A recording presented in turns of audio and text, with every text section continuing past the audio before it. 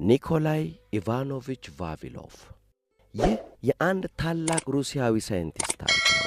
ሳይንስን ታጥቆ ረሃብን ታግሎ ለመጣል ጠኔን ታሪክ ለማድረግ ከችጋር ጋር ሲፋለም የወደቀ ታላቅ ባለራዕይ ሳይንቲስት አስገራሚና አሳዛኝ ታሪክ። የሳይንቲስት ኒኮላይ ኢቫኖቪች ቫቪሎቭ ይሰኛል። ለመሆኑ ቫቪሎቭ ማን ነው? ምንስ ነበር የሠራው? ራዕዩስ ምን ደረሰ? በዚህ ዶክመንተሪ ይህንንና ሌሎችንም ለማመን የሚከብዱ ነገሮች እናያለን። ቫቪሎቭ የዛሬ 100 ዓመት ግድም ያኔ አቢሲኒያ ትባል ወደ ነበረችው ወደ ሀገራችን ኢትዮጵያም ጎራ ብሎ ነበር። ለመሆኑ በያኔው አቢሲኒያ ምን ገጠመው? ከማንስ ጋር ተገናኘ?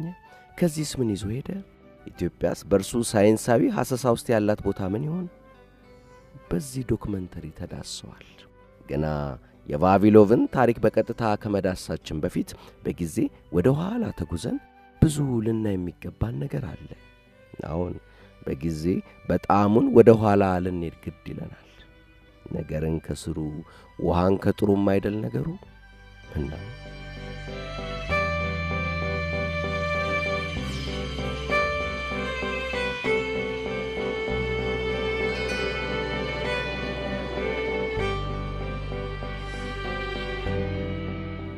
የሰው ዘር በረሃብ ተፈትኗል።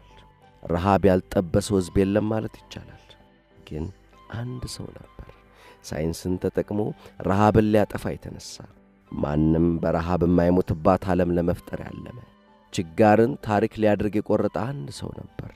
እናም ደግሞ ያን ሕልም ማሳኪያ ቅርስ ትቶልን አልፏል። እርሱ ግን በሕይወቱ መጨረሻ ከታላቅ ፈተና ጋር ተጋፈጠ። ስለ ሳይንስ ዋሽቶ መኖር ወይም ስለ ሳይንስ ስለ እውነት መስክሮ የሞትን ጽዋ መጎንጨት። ዘመናዊ የሰው ልጅ ዝርያ ብቅ ካለባቸው ጊዜያት አንስቶ ባሉት ጥቂት 100 ሺህ ዓመታት የሰው ልጅ የዘላንነት ኑሮን ነበር የሚገፋው። ፍሬ እየለቀመ እንስሳትን እያደነ ለ100 ሺዎች ዓመታት ኖረ። የዛሬ 10 ወይም 12 ሺህ ዓመታት ግድም ግን አዲስ የኑሮ መላ መጣ። እስቲ እነዚያን የላቀ አእምሮ ብቃት ያላቸውን ጥንታዊ ሰዎች አስቡ። ከሰበሰቡት ፍሬ ውስጥ ሌላ ተክል ሊሆን የሚችል ነገር እንዳለ የተረዱ እነዚያ ጥንታዊ ሰዎች ምን ያክል ብልህ ይሆኑ? ያ ሌላ ተክል ሊሆን የሚችል ነገር ዘር ነው። ይህ ግኝት የጥንታዊውን ሰው ልብ ለሁለት ሳይከፍለው አልቀረም። ከዚያን በፊት እንደነበረው በአነስተኛ ቡድኖች ተከፋፍሎ ፍሬ እየለቀመ እያደነ መቀጠል፣ አሊያም አንድ ቦታ ከትሞ ዘር ዘርቶ ሰብል ሰብስቦ በግብርና ተጠምዶ መኖር። ሁለተኛው አማራጭ ነገ ለሚገኝ ነገር ዛሬን መስዋዕት ማድረግን ይጠይቃል። እናም ሁለተኛውን ምርጫ የመረጡቱ ለመጀመሪያ ጊዜ ስለ ነገ ማሰብ ጀመሩ። እርግጥ ይህ ውሳኔ በአንድ ጀንበር የመጣ ሊሆን አይችልም። ከበርካታ የትውልዶች ቅጥልጥል በኋላ የተከሰተ ነው የሚሆነው። ከሰው ልጅ የጊዜ ግንዛቤ አንጻር ከረጅም ጊዜያት በፊት የሆነ ነገር ነው። ከሁለንተናችን ወይም ከዩኒቨርስ መፈጠር ጀምሮ ካለው ጊዜ አንጻር ስናየው ግን የሰው ልጅ ግብርናን ከጀመረ ገና ግማሽ ደቂቃ እንኳን ነው። እንዴት ካላችሁ ነገሩ ወዲህ ነው።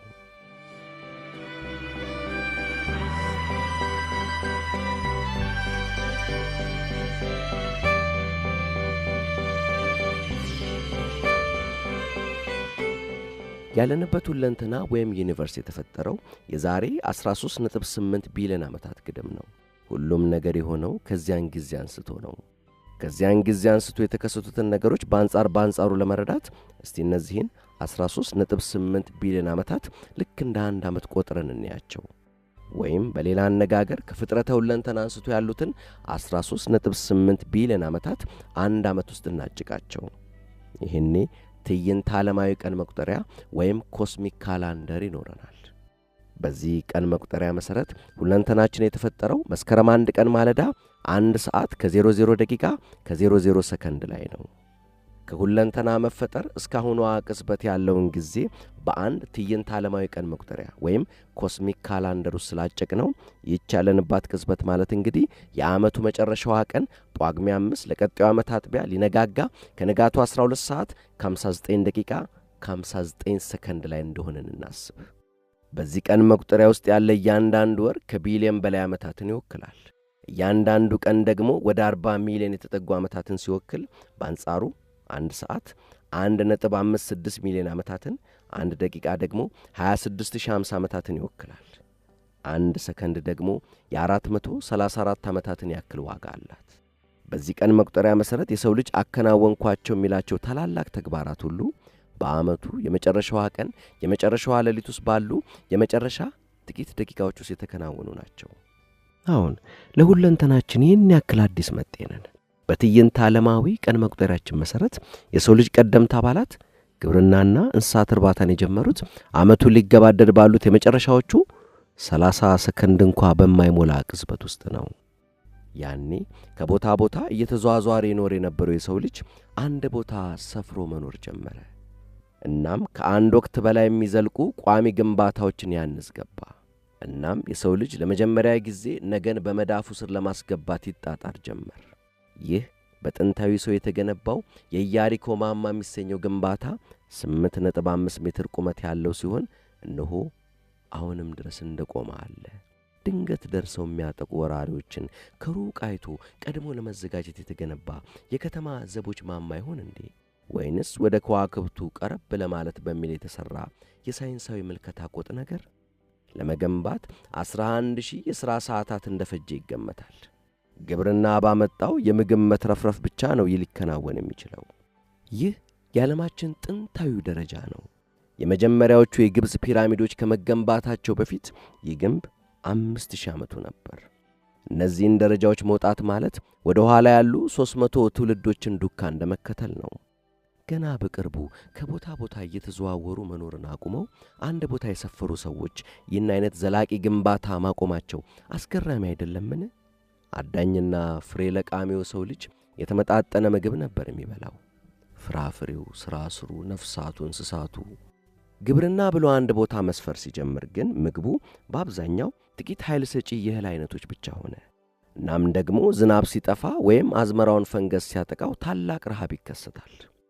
እርግጥ የረሃብ ሰበቡ ድርቅ፣ ተምች፣ ግሪሳ፣ የአዘርት በሽታዎች ብቻ አይደሉም። እንደውም ብልሹ አመራርና ጦርነት ዋነኛው የረሃብ መንስኤዎች ሆነው ይገኛሉ። አሁን ለምሳሌ ያክል በድርቅና በብልሹ የብሪታንያ ቀኝ ግዛት አስተዳደር ሳቢያ በህንድ በ18ኛው ክፍለ ዘመን የተከሰተው ረሃብ 10 ሚሊዮን ሰዎችን ፈጅቷል። በ19ኛው ክፍለ ዘመን በቻይና በደረሱ በርካታ የረሃብ አደጋዎች ከ100 ሚሊዮን በላይ ሰው ረግፏል። በወቅቱ የብሪታንያ መንግሥት ብልሹ ፖሊሲ ሳቢያ በአየርላንድ የተከሰተው ረሃብም 1 ሚሊዮን የሚሆኑትን ገሎ 2 ሚሊዮን የሚሆኑት እንዲሰደዱ አድርጓል። በጎርጎሮሳውያን 1877 በብራዚል የደረሰው ድርቅና ወረርሽኝም ተመሳሳይ ቁጥር ያላቸውን ፈጅቷል፣ ለስደት ዳርጓል። በአንድ አውራጃ ብቻ ከግማሽ በላይ የሚሆን ሕዝብ በረሃብ ሳቢያ ረግፏል። በኢትዮጵያ በሩዋንዳና በአፍሪካ የሳህል አካባቢ በረሃብ ሳቢያ የሞተው ሰው ብዛት በውል አይታወቅም። ብቻ ምን አለፋችሁ ታሪክ መመዝገብ ከጀመረበት ጊዜ አንስቶ እንኳ ብናይ ሁሌም ቢሆን በአንድ የዓለም ክፍል በርካቶች በረሃብ ሳቢያ ሞተዋል።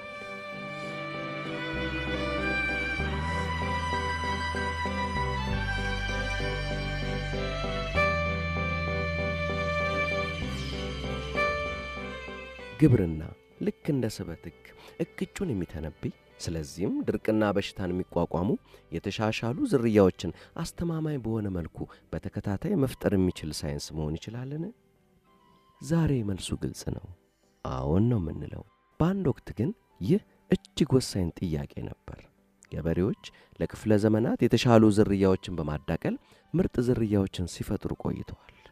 ይህም ሰው ሰራሽ መረጣ ወይም አርቲፊሻል ሴሌክሽን ይሰኛል። ግን ደግሞ ባህሪያት ከአንዱ ትውልድ ወደ ቀጣዩ የሚተላለፉበት መንገድ ሚስጥር ሆኖ ቆይቷል። ይህ ዳውን ሃውስ የሚሰኘው የቻርልስ ዳርዊን ቤት ነው። እዚህ ነበር ከሚስቱ ኤማና ከ10 ልጆቻቸው ጋር ይኖር የነበረው። ከልጆቹ ጋር በጣም ቅርርብ ያለው በጨዋታቸው የሚሳተፍ አባት ነበር። ይህን አጸድ የተከለውም እርሱ ራሱ ነው። እንግዲህ በሳይንስና በአጠቃላዩ የሰው ልጅ እሳቤ ላይ ታላቅ ተጽዕኖ የፈጠረው የአብዮተኛው ሳይንቲስት መኖሪያ ነበር። አሁን ድረስ በርካቶች ሐሳቡን ይፈሩታል። ቻርልስ ዳርዊን የደረሰበት እውነታዊ ነው። የሰው ልጅን ጨምሮ ዝርያዎች ሊፈጠሩ የቻሉት በጊዜ ሂደት ውስጥ በተፈጠረ ዝግመታዊ የተፈጥሯዊ መረጣ ወይም ናቹራል ሴሌክሽን ክስተት ነው። አካባቢያዊ ሁኔታዎች ሲለወጡ ከለውጡ ጋር ተስማምተው መኖር ያልቻሉት ሲጠፉ፣ ተስማምተው መኖር የቻሉት ግን በሕይወት ቆይተው ልጆቻቸውን ይተካሉ። ዳርዊን በዝርያዎች መፈጠር ላይ ከአካባቢና ከሕይወት መስተጋብር ውጪ ተጽዕኖ ያለው ሌላ ኃይል የለም አለ። የዝግመተ ለውጥ ውስጣዊ አሰራር ምን አይነት እንደሆነ ግን ማንም የሚያውቅ አልነበረም።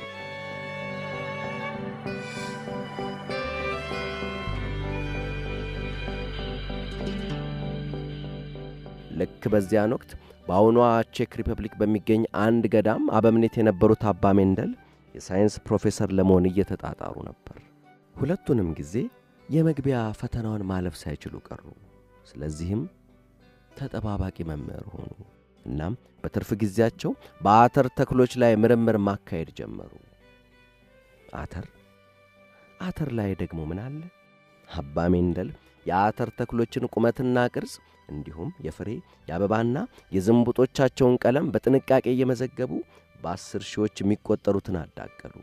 ሜንደል ረቢን መተንበይ የሚችል ንድፈ ሐሳብ ለመተለም ነው የተነሱት። ረጅሙን የአተር ተክል ካጭሩ፣ ባለአረንጓዴውን የአተር ፍሬ ከባለ ቢጫው ስናዳቅል ምንድነው የምናገኘው? ውጤቱ ምን ሊሆን እንደሚችል የሚገልጽ የተፈጥሮ ሕግ ላይ መድረስ ነው የፈለጉት። እናም ሁሌም ቢሆን ባለአረንጓዴው ፍሬው አተር ከባለ ቢጫው ጋር ሲዳቀል ውጤቱ ቢጫ እንደሆነ ተረዱ። ሜንደል ቢጫው በአረንጓዴው ላይ ያለውን የበላይነት ባህሪ ጉልህ ወይም ዶሚናንት ሲሉ ሰየሙት።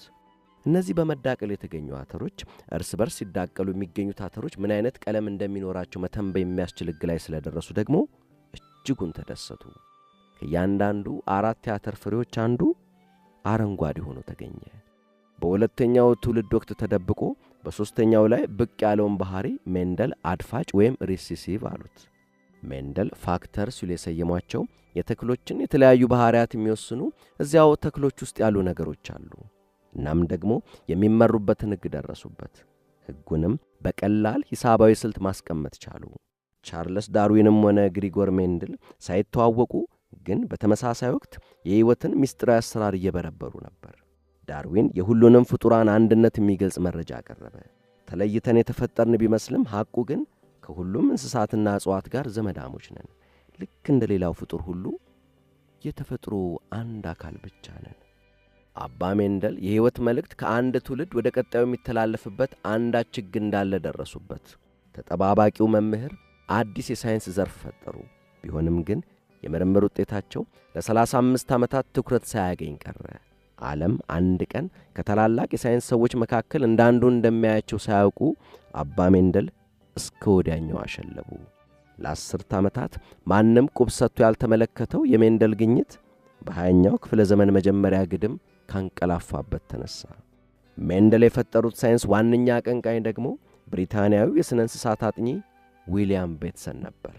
የፍጡራንን ባህሪ ገላጭ የሆኑት ነገሮች እንዴት ከትውልድ ወደ ትውልድ እንደሚተላለፉ የሚገልጸውን ይህን የሳይንስ ዘርፍም ጄኔቲክስ ሲል ሰየመው። ቤትሰንና ጓደኞቹ አዳዲስ የእንስሳትና የእጽዋት ዝርያዎችን ለመፍጠር ምርምር እያካሄዱ ነው። ሳይንስና ነጻነት አይነጣጥሉም የሚል መርህ የነበረው ቤትሰን ላብራቶሪውንም በዚህ ሕግ ነበር የሚመራው።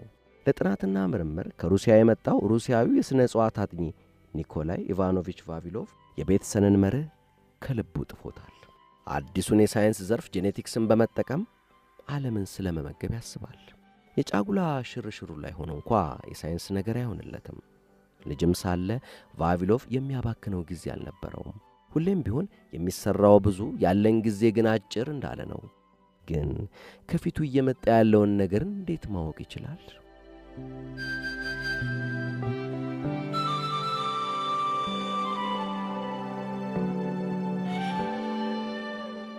ምድር ራሷ ልክ እንደ አንድ ፍጡር ነች የሚለው ሐሳብ ለብዙዎች አንዳች ስሜት ነኪ ቅኔ ብቻ ቢመስልም ጉዳዩ ግን ሳይንሳዊ ሐቅ ነው። እናም ከዛሬ 400 ዓመታት በፊት በ1600 ፌብሩዋሪ 19 ከቀኑ 11 ሰዓት ላይ በዚህ ራቅ ባለ የደቡብ ፔሩ አካባቢ ታላቅ እሳተ ገሞራ ፈነዳ። በሺዎች ኪሎ ሜትሮች ርቀት ላይ ባሉ የዓለማችን ከተሞች ውስጥ ያሉ ነዋሪዎች የዚህ እሳተ ገሞራ ፍንዳታ የሚያመጣባቸውን መከራና ሞት የሚያውቁበት አንዳችን መንገድ አልነበረም። እናም ከእሳተ ገሞራው የሚትጎለጎለው የሰልፈሪክ አሲድና የገሞራ አመድ ቅይጥ የፀሐይ ብርሃንና ሙቀት መሬት እንዳይደርስ ከለለ። በዚህም ሳቢያ ከፀሐይዋ ጨረር የተወሰነው ስትራቶስፌር በሚሰኘው የከባቢ አየር ክፍል ውስጥ ተመጥቶ ቀረ። እናም ደግሞ የህዋይና ፑቲና እሳተ ገሞራ ታሪክ መመዝገብ ከጀመረበት ጊዜ አንስቶ በደቡብ አሜሪካ ከደረሱ የእሳተ ገሞራ ፍንዳታዎች ከፍተኛው ነው። ስለዚህም በዚሁ የእሳተ ገሞራ ፍንዳታ ሳቢያ ለየት ያለ ክረምት ገባ። ልዩ ክረምት። የገሞራ ክረምት፣ አስፈሪ ክረምት። እናም የሩሲያ ሕዝብ ለ6 ክፍለ ዘመናት ባላየው አስከፊ ክረምት ቆፈን ተያዘ። ለ2 ዓመታት በበጋ እንኳ የሌሊቱ የሙቀት መጠን ከዜሮ በታች ወረደ። ከአጠቃላዩ ሕዝብ ማለትም ከ6 ሚሊዮኑ 2 ሚሊዮን ያክሉ በረሃብ ረገፈ። የሩሲያው ንጉሥ ዛር ቦሪስ ጎዱኖቭ ከሥልጣናቸው ተሽከነጠሩ። ይህ ሁሉ እንግዲህ 12000 ኪሎ ሜትሮች ርቀት ላይ ፔሩስ በደረሰ የእሳተ ገሞራ ፍንዳታ ሳቢያ። በሩሲያ ታሪክ የመጨረሻው ረሃብ ግን ይህ አይደለም። ድርቅና ረሃብ ሀገሪቱን በተደጋጋሚ አበሳዋን አሳይቷታል። እንደ 1600 ያለ አስከፊ ረሃብ የተከሰተው ግን ከ3 ክፍለ ዘመናት በኋላ በ1891 ነበር። በዚያን ዓመት ክረምት ቀድሞ ገባና አዝመራውን አወደመው። ዛር ሳልሳዊ አሌክሳንደር ለረሃቡ አፋጣኝ ምላሽ አልሰጡም። ሚሊዮኖች በረሃብ ሲረግፉ፣ ሀብታም ሩሲያን ግን ሩብላቸውን ይጭነቀውና በውድ ዋጋ ከውጭ እህል እያስገቡ የተድላ ሕይወታቸውን ቀጠሉ። ዛር ሳልሳዊ አሌክሳንደር ለተራበው ሕዝብ ያቀረቡት ዳቦ የረሃብ ዳቦ ነበር የሚሰኝ። ደግሞ የረሃብ ዳቦ ምንድነው ካላችሁ የተሰራበትን እንሆ። ከድንጋይ ሽበት፣ ከአረም፣ ከዛፍ ቅርፊትና እብቅ ተቀላቅሎ የተሰራ የረሃብ ዳቦ። በዚህ ሁሉ መሃል ሀብታም ሩሲያውያንና መሳፍንቱ አሁን ከደቡብ ፈረንሳይ ተቆርጦ የመጣ ስትሮበሪና ከእንግሊዝ በመጣ ክሬም የተሰራ ኬክ እየገመጡ ዓለማቸውን ይቀጩ ነበር። ረሃቡ ግማሽ ሚሊዮን የሚያህለውን ሕዝብ ፈጀው።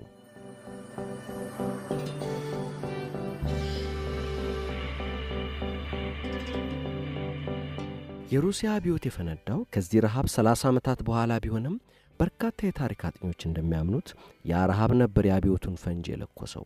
እናም ደግሞ ያ ረሃብ ዛሬ በምንዘክረው የታሪካችን ጀግና በኒኮላይ ቫቪሎቭ ሕይወት ላይ ትልቅ ተጽዕኖን አሳርፏል። የቫቪሎቭ አባት ረሃብን በደንብ ያውቁታል። በተደጋጋሚ አዝመራው አልይዝ እያለ በምግብ ራሽን ነበር ሕይወታቸውን ማክረም የቻሉት። ቢሆንም ግን በእንዲህ ያለ ድህነት ውስጥ ያደጉት የቫቪሎቭ ወላጆች ተጣጥረው የተደላደለ ኑሮ የሚመራ ቤተሰብ መመስረት ችለዋል። 4ቱም ልጆቻቸው ሳይንቲስቶች ሆነዋል። ሰርጌይ የፊዚክስ ሊቅ፣ ኒኮላይ ደግሞ የሥነ ዕጽዋት ጠቢብ ቦታኒስት ሆነ። የወላጆቹን በአጠቃላይ የሀገሬውን የረሃብ ጠባሳ ያልረሳው ቫቪሎቭ ገና ከልጅነቱ አንስቶ ነበር ረሃብን የማጥፋት ግብ ይዞ የተነሳው። እናም ደግሞ ልጅም ሳለ ቫቪሎቭ እጅ የሚሰጥ አይነት አልነበረም። የግብርና ዘዴዋ ኋላ ቀርም እንኳ ሆኖ ሩሲያ በ1911 የዓለማችን አንደኛ ህላኪ ሀገር ነበረች። ሩሲያ ውስጥ ሳይንቲስቶች አዲሱን የጄኔቲክስ ሳይንስ ጥቅም ላይ በመዋል የሀገሪቱን የግብርና ምርት ለማሳደግ እየጣሩ ያሉበት ብቸኛው ቦታ የፔትሮቭስኪ ኢንስቲትዩት ነበር። ግን እዚህም ቢሆን ነገሩ ገና ያልጠራ አወዛጋቢ ነበር። የኢንስቲትዩቱ ሳይንቲስቶች በጉዳዩ ላይ ዘወትር ይወያዩ ነበር። እናም ከነዚህ ውይይቶች ባንዱ አንዲት የቫቪሎቭ ባልደረባ እሺ የዛሬው የክርክራችን ርዕስ የእጽዋት መረጣና ማዳቀል ሳይንስ ነው ወይንስ አይደለም የሚል ይሆናል ስትል ውይይቱን አስጀመረች። ፈጽሞ ሳይንስ አይደለም፣ ገበሬው ነው የተሻለ የሚያውቀው። ለሺዎች ዓመታት ትልልቅ ዘሮችን እየመረጠ ሲዘራ ወፋፍራምና ጠንካራ እንስሳትን መርጦ ሲያዳቅል ነው የኖረው። እኛ ሳይንቲስቶች ምን ልንነግረው እንችላለን? ፎርሙላና ቁጥር እየደረደርን ግራ ከማጋባት በቀር አያስፈልገውም። ገበሬው የሚያስፈልገው ዳቦ ነው አለ አንዱ።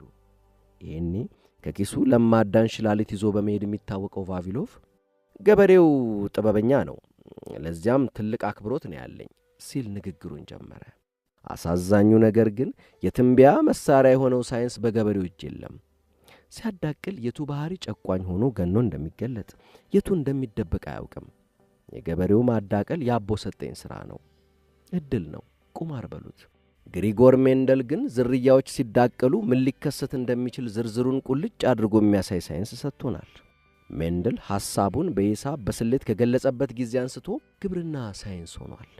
ራሳችንንና ዓለምን ለመመገብ የሚያስችለን ብቸኛ ተስፋም ሳይንስ ነው።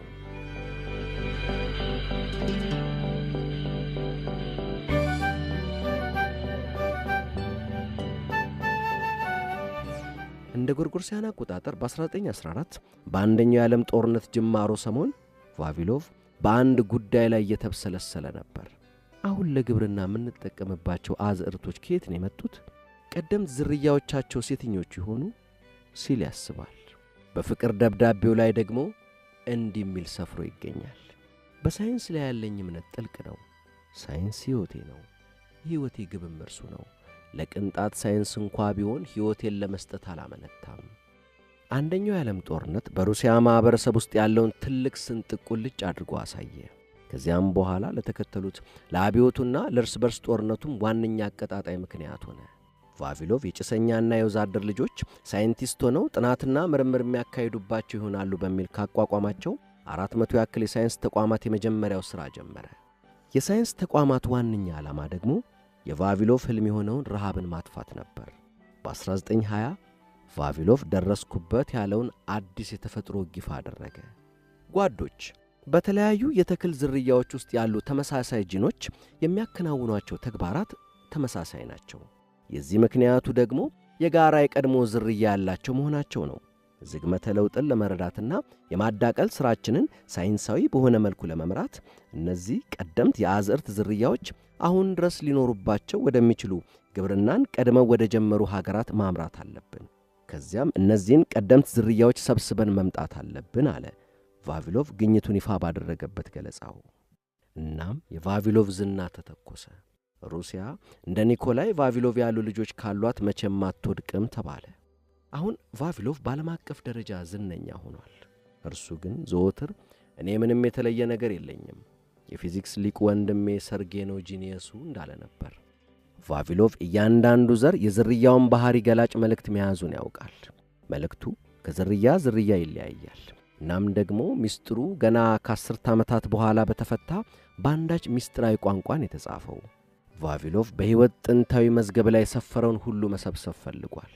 እናም ደግሞ አስተማማኝ በሆነ መልኩ ለቀጣይ ትውልዶች እንዲተላለፍ ማስቻል።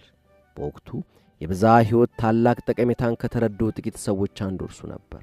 እናም ደግሞ አንድ አዲስ ሐሳብ ይዞ መጣ። በጦርነትና በተፈጥሮ አደጋዎች የማይረታ የዓለም የዘር ባንክ ማቋቋም። ይህ ሰብአዊ ግብ ከጀርባው አንዳች ሳይንሳዊ ተልእኮም የሰነቀ ነው። የምንመገባቸውን እህሎች ጥንታዊ ዝርያዎች ማግኘት ከቻል የዝርያዎቹን ባህሪ ገላጭ ሚስጥራዊ ረፍተ ነገሮች በመሰብሰብ የሕይወትን ቋንቋ መረዳት እንችላለን። በጊዜ ሂደት እንዴት እየተለወጡ እንደመጡ ማወቅ ያስችለናል። የሕይወትን ቋንቋና መልእክት መረዳት ከቻልን ደግሞ አዲስ መልእክት መጻፍ አያቅተንም። በሽታን፣ ተባይና ድርቅን መቋቋም የሚችሉ ጥሩ ምርት የሚሰጡ ዝርያዎችን መፍጠር እንችላለን። ስለዚህም ቫቪሎቭ ከእርሱ በፊት የነበሩ ሳይንቲስቶች ሊሄዱ ወዳልደፈሯቸው የምድራችን አካባቢዎች ተጓዘ። በ5 አህጉራት ያሉ 65 ሀገራትን ያካለለ የእጽዋት ዝርያዎች አዳኝ ወጣው። በዘመናዊ ዓለም ካርታም ሆነ መንገድ ወደሌለባቸው የአፍጋኒስታን ተራራማ አካባቢዎች ከተጓዙ አውሮፓውያን የመጀመሪያው ቫቪሎቭ ነው። በጉዞው ወቅት ማባሪያ የለሽ የጎሳ ግጭትና የተለያዩ አደጋዎችን ያየው ቫቪሎቭ ግብርና በወንዝ መውረጃ ግርጌዎች ተጀመረ የሚለውን መላምት ተጠራጥሮታል። ጥንታዊ ሰው አዝመራውን መዝራት ሊመርጥ የሚችለው ማንም አልፎ የሃጅ ነገር ሊመዘብረው በማይችል ራቅ ባሉ ተራራማ አካባቢዎች ነው ሊሆን የሚችለው ባይ ነው ቫቪሎቭ። ሕይወቱን አደጋ ላይ ጥሎ ዘር ለመሰብሰብ በርካታ ሀገራትን ያዳረሰው ቫቪሎቭ ከሳይንስ ፍቅሩም ባልተናነሰ በደፋርነቱም ዝናው ገኗል። በጎርጎሮሳውያኑ 1927 ደግሞ ወደ ኢትዮጵያ ጎራ ብሎ ለወራት ዘር ሲሰበስብ ቆየ። የሁሉም ቡናዎች እናት የሆነችውን ዘር አገኘ። እናም ደግሞ ሌሊቱን ሙሉ የዘር ሰብሳቢውን አሳሽ ቡድን ካምፕ መጠበቅ ስላለበት ይሄ ያገኘው ቡና ሌሊቱን ንቁ ሆኖ ለመዝለቅ ጠቅሞታል። ቫቪሎቭ ከኢትዮጵያ 400 ያክል የስንዴ አይነቶችን እንደወሰደ ገልጿል። የሌሎች አዘርቶችን በርካታ ዝርያዎችንም ጭምር። ሌሎች አሁን ለግብርና እየዋሉ ያሉ ተክሎች ቀደምት ዝርያዎችን ካገኘባቸው የዓለማችን አካባቢዎች አንዷ ኢትዮጵያ ነች። በቫቪሎቭና በሌሎች ሳይንቲስቶችም እንደተረጋገጠው አሁን በመላው ዓለም ለግብርና የሚውሉ አዝርቶች ከጫካ ዝርያዎቻቸው ተዳቅለው ለመጀመሪያ ጊዜ ጥቅም ላይ ከዋሉባቸው ግብርና ጀማሪ የዓለማችን አገሮች መካከል አንዷ ኢትዮጵያ ነች። ቀሪዎቹ የዓለማችን አካባቢዎች የሜዲትራኒያን አካባቢ፣ ሂንዱስታን፣ ማዕከላዊ እስያ፣ ቱርክ፣ ቻይና እንዲሁም ማዕከላዊና ደቡብ አሜሪካ ይገኙበታል።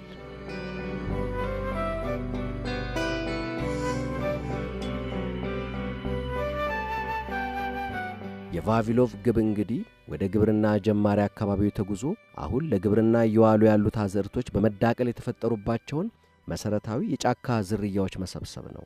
ከዚያም እንደ ጥንቱ ገበሬዎች ሳይሆን በተጠና መልኩ እነዚህን በማዳቀል የተሻለ ምርት ሰጪ፣ ለበሽታ የማይረቱ እንዲሁም ሌሎች የምንፈልጋቸውን ባህሪያት የያዙ አዳዲስ ዝርያዎችን አዳቅሎ በማግኘት ረሃብን መርታት። ያኔ ቫቪሎቭ ከኢትዮጵያ ከሰበሰባቸው ቀደምት ዝርያዎች የተወሰኑት አሁን በኢትዮጵያ አይገኙም፣ ጠፍተዋል። ምን ያህሉን እንደሆነ ባይጠቀስም ሩሲያውያኑ የወሰዱትን ዘር ለኢትዮጵያ መመለሳቸው ተዘግቧል። ለፈረንሳይም መልሰዋል ተብሏል። ያኔ የብዝሃ ሕይወት ሀብትን ከግምት ውስጥ የሚጥፈው አልነበረምና ቫቪሎቭ ከአሜሪካ ብቻ 20,000 ዘሮች ሰብስቧል። ቫቪሎቭ ወደ ማዕከላዊ ኢትዮጵያ ክፍል ለመጓዝ ፍቃድ ጠይቆ በመጠባበቅ ላይ ሳለ ከ3 ዓመታት በኋላ ቀዳማዊ ኃይለ ሥላሴ ተብለው ዘውድ ከደፉት ከወቅቱ አልጋ ወራሽ ራስ ተፈሪ ያልተጠበቀ ግብዣ ደረሰው። ቫቪሎቭ ከራስ ተፈሪ ጋር ሻይ እየጠጡ ስለተነጋገሩት ነገር እንዲህ ሲል ያስታውሳል። ሁለታችን ብቻ ነበርን። በታላቅ ጉጉት ስለ ሀገሬና ስለ አብዮቱ ጠየቁኝ። የአብዮቱ ዋነኛ አቀጣጣይ ሌኒን ሞቶ ስታሊን መተካቱን አጫወትኳቸው። ከ20 ዓመታት በፊት በስታሊን ከተመራው የባንክ ዘረፋ የተገኘው $3 ሚሊዮን ለአብዮቱ ስኬት ወሳኝ እንደነበረና ይህም ስታሊንን በመላው ራሽያ ታላቅ አርበኛ እንዳደረገው ነገርኳቸው። ቫቪሎቭ ዓለም አቀፍ የዘርና የእውቀት ፍለጋውን ባጧጧፈበት በዚያን ወቅት በቫቪሎቭ ጥረት የግብርና ዕውቀት ማግኘት ከቻሉ በርካታ ወጣቶች መሃል አንዱ የሆነው ትሮፊም ላይሴንኮ ዝነኛ እየሆነ መጥቷል። የዚህ ሰበቡ ደግሞ ሌኒንን ተክቶ ስልጣን ላይ ጉብ ያለው ስታሊን ነው። ስታሊን የሶቪየት ኅብረትን ሳይንስና የሳይንስ ማህበረሰብ ያመሰው ይዟል። ለስታሊን ቫቪሎቭና መሰሎቹ የሚያካሂዱት በጥንቃቄ የሚከናወን ምርምር ጊዜ ገዳይ፣ ዋጋ ቢስና ተራ ቡርዣዊ መመጻደቅ ነው። ስለዚህም የለየለት ጸረ ኮሚኒስት ተግባር። ይህን ደግሞ ስታሊን እንዲሁ በዋዛ የሚታገሰው ነገር አይደለም። ለስታሊን ሌላው ቀርቶ ሳይንስና ሳይንቲስቶች ራሳቸው ለመንግስትና መንግስት ለሚመራበት ርዕዮተ ዓለም ተገዢ መሆን አለባቸው። ይህ ሳይሆን ቀርቶ ለኮሚኒስት ርዕዮተ ዓለምና ለሶቪየት መንግስት የማይበጅ ሳይንስ የሚያካሂዱ ሳይንቲስቶች ግን ወዮላቸው። አሁን ስታሊን ጊዜ ሳያባክን ቶሎ ውጤት የሚሰጥ ሳይንስ ነው የሚፈልገው። ግን ደግሞ ሳይንስን ቶሎ እውነት ውለጂ ማለት አይቻልማ። የስታሊን ሌላው ፍላጎት ሳይንሳዊ እውነታ ከፖለቲካዊ ርዕዮተ ዓለም ጋር እንዲጣጣምለት ነው። ግን ይሄ ደግሞ አይሆንማ። ለእውነት ይገዙላታል እንጂ እውነት ለማንም አትሰግድ። የሆነ ሆኖ ግን የአገሪቱ መንግሥት ልሳን የሆነው ፕራቭዳ ከስታሊን ምኞት ጋር ተስማሚ የሆነ ሳይንቲስት ማግኘቱን ያውጅ ገባ። ለዚህም ነው በአንድ እትሙ ላይ የሚከተለውን ዘገባ ይዞ የወጣው። አሁን የተቀጠፈ አረንጓዴ አተር በክረምት አገኛለሁ ብለው ያስቡም አይደል? ባዶ እግሩን የሚሄደውን የእጽዋት ባለሙያ ትሮፊም ላይሴንኮን አልሰማችሁትማ? ይውድ የሩሲያ ልጅ ይቻላል እያለን ነው። የዩኒቨርሲቲ ዲግሪም ሆነ በማይክሮስኮፕ ጸጉራም የዝንብ እግር ላይ ማፍጠት ሳያስፈልገው ዘር ሰበስባለሁ በሚል በቅንጡ የውጭ አገራት ጉዞ የሀገር ጥሪት ሳያባክን እዚሁ በእናት አገር ራሻ መሬት ላይ በባዶ እግሩ እየሄደ አሳክቶታል። ለባዶ እግሩ የእጽዋት ባለሙያ ለትሮፊም ላይሴንኮ ምስጋና ይግባና ሀገር ምድሩ በረዶ በሚለብስበት የፊታችን ጥር አሁን የተቀጠፈ አረንጓዴ አተር ጠረጴዛዎት ላይ ያገኛሉ።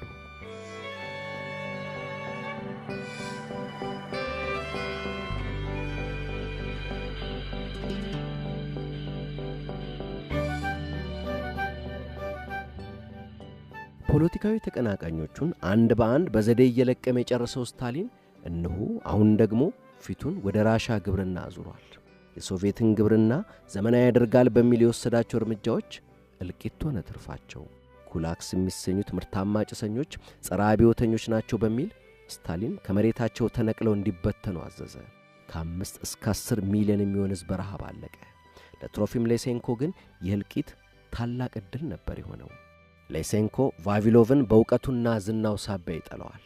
እናም በቅናትና ጥላቻ የተንገበገበው ላይሴንኮ ቫቪሎቭን ማጥቂያ ሸርሸርብ ጀመር። በመጨረሻም የላይሴንኮ ተንኮል ሥራውን ሠራ። በዚህ ወቅት ለዘር ፍለጋ ዓለምን በማሰስ ላይ የነበረው ቫቪሎቭ በማስታወሻ ደብተሩ ላይ ያሰፈረው እንዲል ነበር። ኤደን ገነት የነበረችው እዚህ በማዕከላዊ እስያ ሳይሆን አይቀርም። ምክንያቱም እዚህ ነው የመጀመሪያው አፕል የበቀለው። ቫቪሎቭ 5 አህጉራትን ባካለለ ጉዞ ወደ እጽዋት ተፈጥሯዊ መነሻ ቦታ በማምራት የቀደምት ዝርያቸውን ፍሬ ሰበሰበ። ቫቪሎቭ ሲመለስ ያገኛት ሩሲያ ግን ከሀገር ሲወጣ የነበረችዋን አልነበረም። ሀገሪቱ እስከ ዛሬ ካየቻቸው ሁሉ በከፋው ረሃብ ተይዛለች። በአብዮቱ መፈንዳት ሰሞን የነበረው ተስፋና ፈንጠዝያ በፍርሃትና ተስፋ መቁረጥ ተተክቷል። በያኔዋ ሌኒንግራድ ያለው የቫቪሎቭ የእጽዋት ኢንዱስትሪ ኢንስቲትዩት አሁን ላይ የዓለማችን ግዙፉ የጄኔቲክስ መረጃ ማዕከል ሆኗል። ቫቪሎቭ ይህን የሌኒንግራዱን ጨምሮ በመላ ሀገሪቱ 11 የዘር ባንኮች አቋቁሟል። ቫቪሎቭ ያዋቀረው ቡድን አባላት ዘሮቹን በአይነታቸው እየለዩ ማስቀመጥ ጀመሩ። የእያንዳንዱ ረሃብተኛ ሩሲያዊ ሕይወት በእጃቸው ያለ ያክል ያለመታከት ነበር የሚሰሩት። ኢንስቲትዩቱ በአጠቃላይ 500,000 የእጽዋት ዘሮችን ይዟል። በዚህ ወቅት ሌሴንኮ ለስታሊን ሀገሪቱ ለምን እንደተራበች አውቃለሁ፣ ረሃቡን ወደ ጥጋብ መለወጫ ዘዴን በጄ ነው፣ የሀገሪቱን ምርት በማሳደግ በጠላቶች ላይ ድል እንድትቀዳጅ የሚያስችል መላ እኔ ዘንድ አለ እያለው ነበር። ስታሊን የሌሴንኮ ሐሳብ አቋምጦታል። ሳይንቲስቶቹ እየዋሹ ነው። ቻርልስ ዳርዊን፣ ግሪጎር ሜንድል፣ ኒኮላይ ቫቪሎቭ ሁሉም የለየላቸው ቀጣፊዎች ናቸው። የምናብ ፈጠራ በሆኑና በማይታዩ ጂን በሚሏቸው ነገሮች ያምናሉ። እኔ በማይታዩ ነገሮች አላምንም። ቫቪሎቭ ግን ያምናል። ለዚህም ነው ሕዝባችን የተራበው። እርሱ ብርቅዬ ዘር ምናምን እያለ የትም ሲዞር፣ እኔ ግን እናት ራሽያ እናት ሀገሬን ምርት በምርት የሚያደርግ መላ ቀይሻለሁ። መስኩ በበረዶ በሚሸፈንበት በክረምቱ አጋማሽ የስንዴ ምርት የሚያሳፍስ ድንቅ መላ እያለ ሌሴንኮ ስታሊንን ማስጎምጀት ይዟል። የእውነት ከሆነ እውነት ይብቃት ካለ እያለ ነው ስታሊን። ሌሴንኮም አለኝ ጓድ ሊቀመንበር አለኝ፣ ግን ነጻነት እፈልጋለሁ እያለ ነው። እነዚህ ቡርዥዋ የጄኔቲክስ ሊቅ ተብዮች በሥራዬ እንዲገቡብኝ አልፈልግም። ጓድ ሊቀመንበር፣ እነርሱ የጠላቶቻችን ወኪሎች ናቸው። ራሽያን አስርበው ማንበርከክ ነው ልማቸው ስሎት።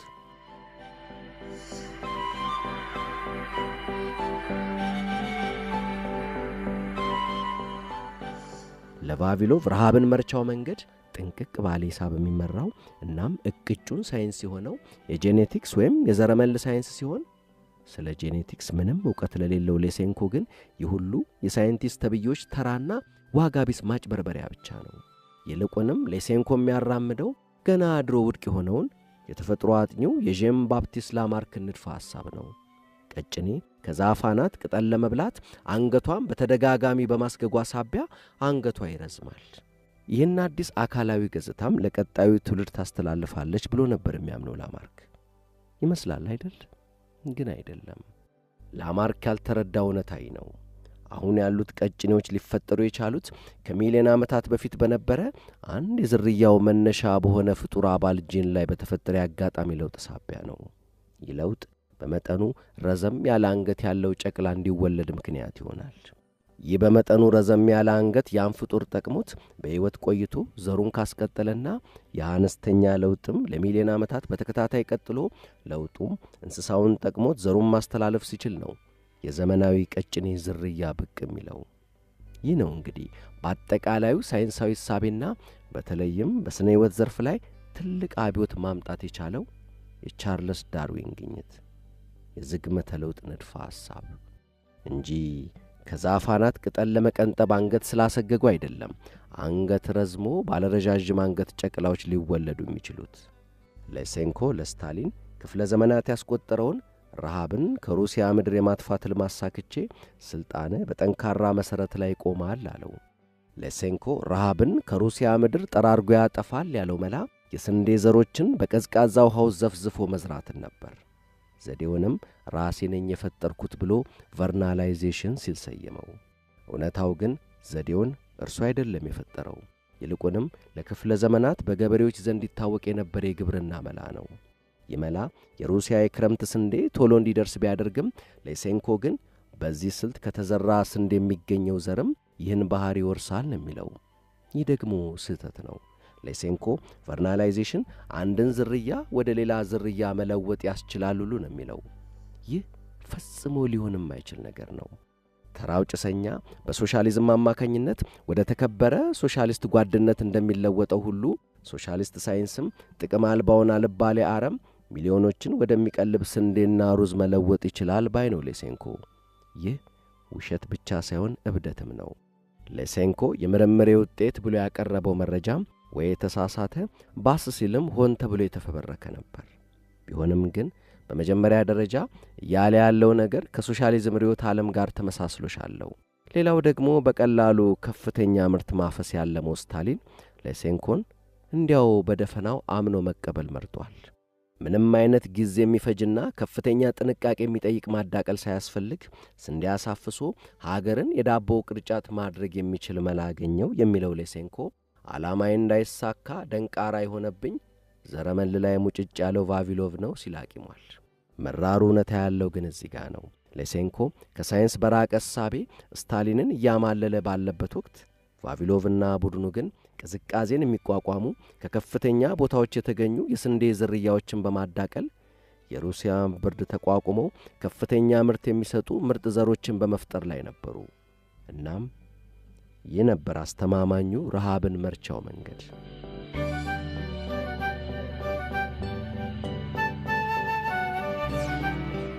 በቫቪሎቭ ዙሪያ አደጋ እያንዣበበ ነው። የሚስጥር ፖሊሶች 2 ባልደረቦቹን ወስደዋቸዋል። እናም የት እንደገቡ አይታወቅም። ሚስቶቻቸው ተረብሸዋል።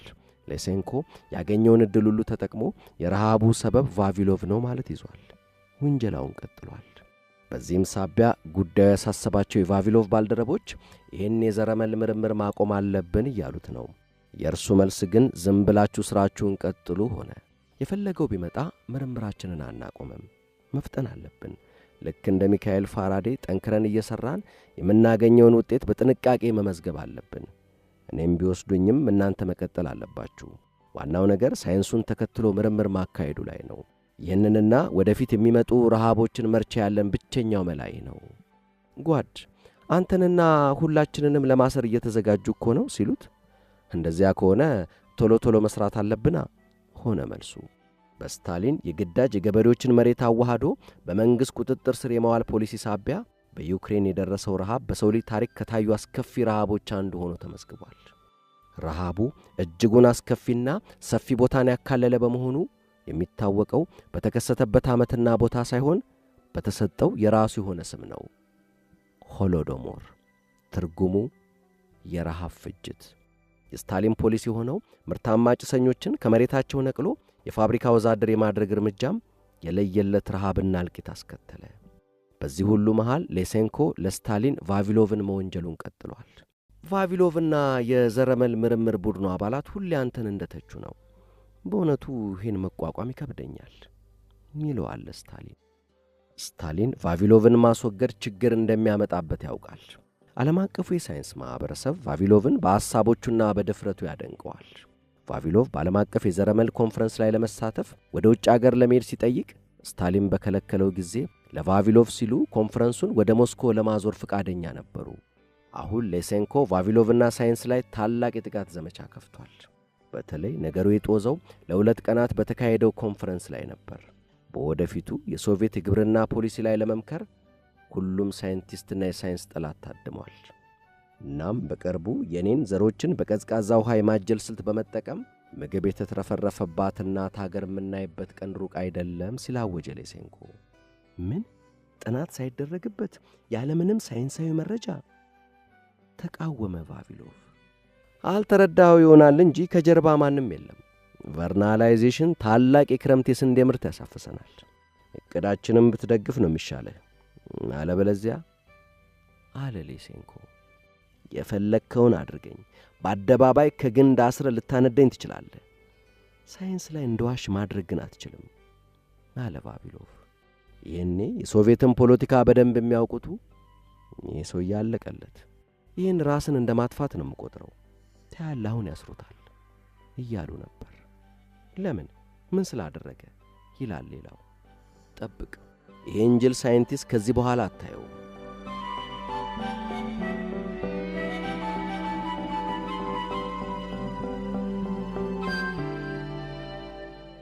ቫቪሎቭም ቢሆን የሚመጣበትን አላጣውም። ስለዚህም ባልደረቦቹን ስለ ሁኔታው አስጠንቅቆ ወደ ሌላ ተቋም ዝውውር እንዲጠይቁ ጎተጎተ። የቅርብ ባልደረቦቹ ግን ራሳቸውን ከቫቪሎቭ ለማራቅ አልፈቀዱም። የሚያደርጉንን ያርጉን አሉ። እናም ቫቪሎቭ ለመስክ ሥራ ወደ ዩክሬን በሄደበት የሶቪየት የደህንነት መስሪያ ቤት ሰዎች ተከታትለው አግኝተውት ጓድ ቫቪሎቭ ሞስኮ ትፈልጋለህ፣ የራሴ ያልሆኑ ሰነዶችን ሳትወስድ አልቀረህም አሉት። ይህ ምን ማለት እንደሆነ ማንም አይጠፋውም። መስክ ላይ በሳይንሳዊ ሥራ ተጠምዶ ያለው ቫቪሎቭ ግድ የለም እመጣለሁ፣ የማታዋን ጀንበር ተጠቅሜ ሥራዬን እስክጨርስ ብቻ ታገሱኝ አላቸው። እናም ቫቪሎቭ ታሰረ። በውሸት ውንጀላ ላይ የተመሰረተው ምርመራም ተከፈተበት። ይሄ በጣም ከባድ ጉዳይ ነው ጓድ ቫቪሎቭ። አደገኛ ሴራ ውስጥ ገብተህ ተገኝተሃል። ግን ይፍጠንም ይዘግ ሊደረስብህ እንደሚችል መገመት ነበረብህ አለው በጭካኔው የሚታወቀው መርማሪ። ምን እያልከኝ ነው ያለኸው ጓድ? አለ ቫቪሎቭ። አዎ በጣም ግራ እንደተጋባ ይገባኛል። ግን ምን መሰለህ፣ ይኸውልህ ቀልዱን ተውና መቼም ለምን እዚህ እንደመጣ አይጠፋህም። በጸረ ሶቪየት መዋቅር ውስጥ ዋነኛ ተሳታፊ ሆነ በመገኘትህና ለውጭ አገራት የስለላ ድርጅቶች ስትሰልል ስለተደረሰብን የታሰርከው። ጥፋትን አታምንም? ፈጽሞ በፍጹም። እኔ በየትኛውም የስለላም ሆነ ጸረ ሶቪየት እንቅስቃሴ ውስጥ እንደሌለውበት አስረግጬ መናገር ፈልጋለሁ። መስክረውብሃል ብለህ የጠቀስካቸው ሰዎችም መንግሥት የገደላቸው እስረኞች ናቸው። ሰላይ እንዳልሆንኩ ሀገሬን እንደምወድ ታውቃለህ። የኔ ብቸኛ ወንጀል ከተባለ በሳይንሳዊ ጉዳይ ላይ ያለ ትልቅ ልዩነት ነው። የቫቪሎቭ መርማሪዎች እንዲህ አይነቱን ግትር ሰው ማለስለሻ ዘዴዎች አሉን ነው የሚሉት። ምርመራው በቀን ለ10 ለ12 ሰዓታት ያክል ቀጠለ። በግርፋቱና በሌላው ማሰቃያ ሳቢያ ሳይሆን አይቀርም እግሩ አብጦ መራመድ ተሳነው። ከመርመራ በኋላ እየጎተቱ ወደ ክፍል ወስደው ይጥሉታል። እንደምንም እየተሳበ ገብቶ አንዲት ጥግ እጥፍጥፍ ብሎ ይተኛል። ከዚያች ቦታ መንቀሳቀስ አይችልም። ለ400 ጊዜያት መረመሩት።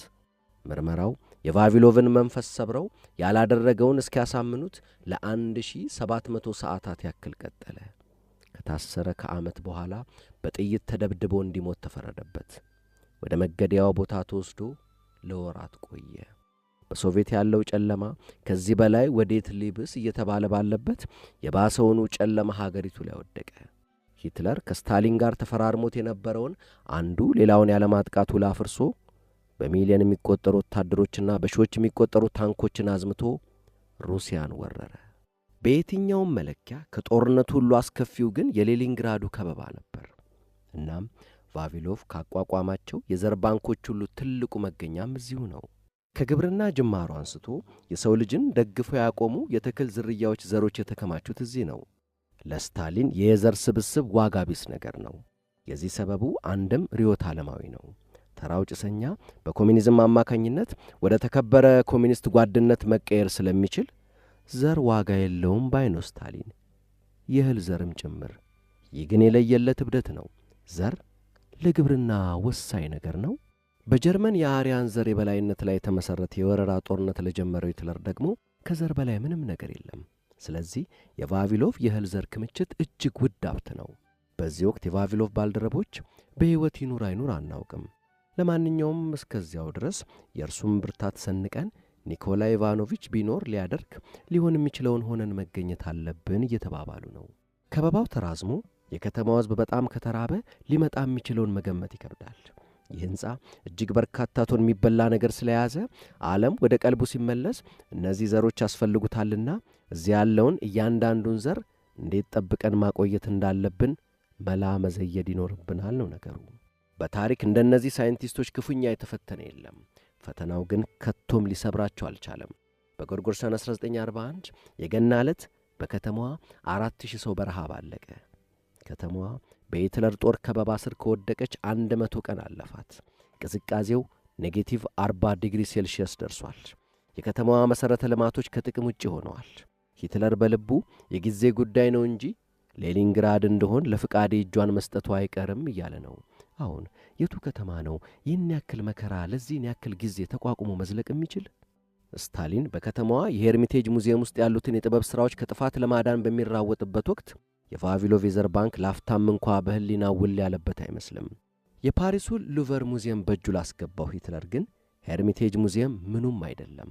ይልቁንም የላቀ ዋጋ እንዳለው የተረዳውን የቫቪሎቭ የዘር ባንክ በእጁ ለማስገባት ነበር ትዕግስታቶ እየተጠባበቀ የነበረው። ሂትለር ለዚሁ ተግባር ከሩሲያ ሰብሳቢ ኮማንዶ የተሰኘ ልዩ የፓራሚሊቴሪ ታክቲካል ቡድን አቋቁሟል። የቡድኑ አባላት ናዚዎች ከተማዋን ሲቆጣጠሩ ተወንጭፈው የዘር ባንኩን በመውረር ሂትለር ወደፊት ገነባዋለው ላለው ሶስተኛው ሪ ወሳኝ ነው የተባለውን ይህን ሕያው ቅርስ ጭነው ወደ ጀርመን ለመውሰድ አቆብቁበዋል። አሁን የኢንስቲትዩቱ የሥነ ጽዋት አጥኚዎች ራሽን በቀን 2 ቁራጭ ዳቦዎች ሆኗል። ቢሆንም ሥራቸውን ቀጥለዋል። ለነገሩ ከናዚ ጦር ይልቅ እነርሱን ያሳሰባቸው ነገር የቫቪሎቭ አብሯቸው አለመኖር ነበር። ያለ እርሱ በጣም ከባድ ነው። የተወሰኑት ግን መራር ቢሆንም እውነታውን መቀበል አለብን። ቫቪሎቭ የለም በቃ ሞቷል ብለው ደምድመዋል። ቫቪሎቭ ግን አልሞተም፣ እንደምንም አለ። በሌላ ከተማ ወዳለ እስር ቤት አዛውረውታል። 54 ዓመቴ ነው። በተክሎች ማዳቀል መስክ ሰፊ ዕውቀትና ልምድ አለኝ። ዕውቀቴንና ጉልበቴን ለአገሬ ጥቅም ባውል ደስታዬ ነው። በተክል ማዳቀል ዘርፍ በዝቅተኛ ደረጃ ላይም ቢሆን ተመድቤ ሀገሬን እንዳገለግል እንዲፈቀድልኝ እለምናለሁ የሚል ማመልከቻ ቢያስገባም ምንም አይነት ምላሽ አልደረሰውም። የሶቪየት መንግሥት ቫቪሎቭን በጥይት ላለመግደል ወስኗል። ከዚህ ይልቅ ግን ከማንም በላይ ረሃብን ለማጥፋት ለተጋው ቫቪሎቭ እጅግ አስከፊ ቅጣት ነበር ያሰቡት፣ ምግብ ከልክሎ አስርቦ መግደል። እናም ቫቪሎቭ በረሃብ አካሉ አልቆ ሰልስሎ ሞተ። በሌኒንግራድ 800,000 ሰው በረሃብ ረገፈ። ለ900 ቀናት በናዚ ጦር ከበባ ስር ሆና የጦር ውርጅብኝ የዘነበባት ሌኒንግራድ ለናዚዎች አልተረታችም። የሁለት ቁራሽ ዳቦ በቀን ራሽን ከቆመ ቆየ። በመሆኑም የኢንስቲትዩቱ ሳይንቲስቶች በተትረፈረፈው ዘር መሃል ተቀምጠው አንዲትም ፍሬ ሳይነኩ አንድ በአንድ በረሃብ ይረግፉ ጀመር። ለምሳሌ ያክል የለውዝ ዝርያዎች ኤክስፐርት የሆነው የሥነ ዕፅዋት አጥኚው አሌክሳንደር ሹትኪን፣ የአጃ ኤክስፐርቷ ሊሊያ ሮዲን እንዲሁም ዓለም አቀፉ የሩዝ ኤክስፐርት ዲሚትሪ ኢቫኖቭ አንድ በአንድ በሥራ ቦታቸው ላይ እንዳሉ በረሃብ አለቁ። በሥራቸው ካለው የዘር ስብስብ ግን አንዲት ፍሬ እንኳ አልተነካችም። እነዚህን ሳይንቲስቶች ጨምሮ 28 የኢንስቲትዩቱ ሳይንቲስቶች በረሃብ ሞተዋል።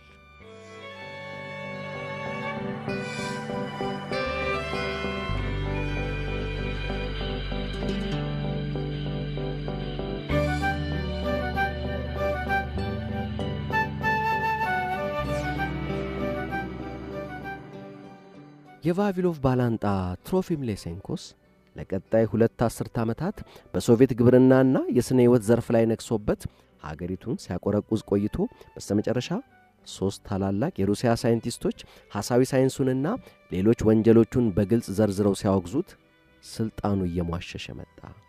በሌሴንኮ የሳይንሳዊ የግብርና ስልት ሳቢያ በርካታ ሚሊዮን ሩሲያውያን በረሃብ ረግፈዋል። አሳዛኙ ነገር የሌሴንኮ ክፉ ተጽዕኖ ድንበር ተሻግሮም ነበር። የሌሴንኮን ያልተጨበጠ የግብርና መላ ጥቅም ላይ አውላለሁ ብላ የተነሳችው ኮሚኒስት ቻይና የሩሲያን ጽዋ ተጎነጨች። በዚሁ ሳቢያ ከ1959 እስከ 1962 በቻይና በደረሰው ረሃብ ሳቢያ ከ15 እስከ 55 ሚሊዮን ሕዝብ እንደሞተ ይገመታል። የቫቪሎቭ ጉዳይ ለልጁ ለኢጎርም ተርፏል። የአባቱን መጨረሻ ለማጣራት መሞከሩ በሶቪየት ባለሥልጣናት አልተወደደለትም። እናም የሶቪየት የደህንነት ባለሥልጣናት እጅ እንዳለበት በሚያስጠረጥር መልኩ ተገድሎ ተገኝቷል። ለመሆኑ የቫቪሎቭ ወንድም የፊዚክስ ሊቁ ሰርጌይ የት ደረሰ? ስታሊን የሶቪየት የሳይንስ አካዳሚ ሊቀመንበር አድርጎ ሾመው። ከስታሊን ሞት በኋላ ስታሊንና ሌሴንኮ በአገሪቱ ግብርናና ሳይንስ ላይ ያደረሱት ጥፋት በግልጽ መነገር ጀመረ። አንድ የዘርፉ ተመራማሪ ጄኔቲክስን የማይቀበለው ሌሴንኮ የሩሲያን የጄኔቲክስ ምርምር በግማሽ ክፍለ ዘመን ወደ ኋላ መለሰው ሲል ጽፏል። ቀስ በቀስ የቫቪሎቭ ስም ከተቀበረበት ተነሳ። ተመራማሪዎች ዳግም ስለ ቫቪሎቭ ማውራት ጀመሩ። የተክል ኢንዱስትሪ ኢንስቲትዩቱም በስሙ ተሰየመ። እናም አሁን ላይ ታላላቅ የዘረመል ሥራዎች የሚሰራበት ትልቅ ተቋም ሆኗል።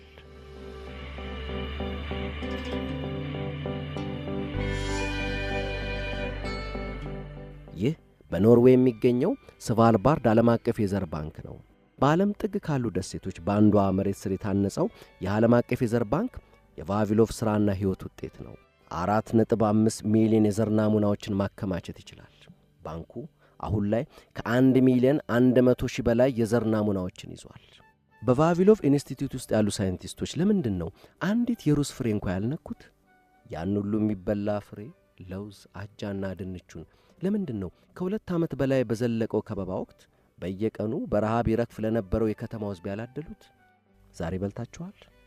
መልሳችሁ አዎ ከሆነ ምናልባትም ዛሬ የበላችሁት ምግብ እነዚያ የእጽዋት አጥኚዎች ሕይወታቸውን ገብረው ጠብቀው ካስተላለፉልን ዘር የተገኘ ሊሆን ይችላል። ሕይወታቸውን ሰጥተውናል። ነጋችን ለእኛ ሕያውና ውድ የሆነውን ያክል ለእነርሱም እንደዚያው ነበር።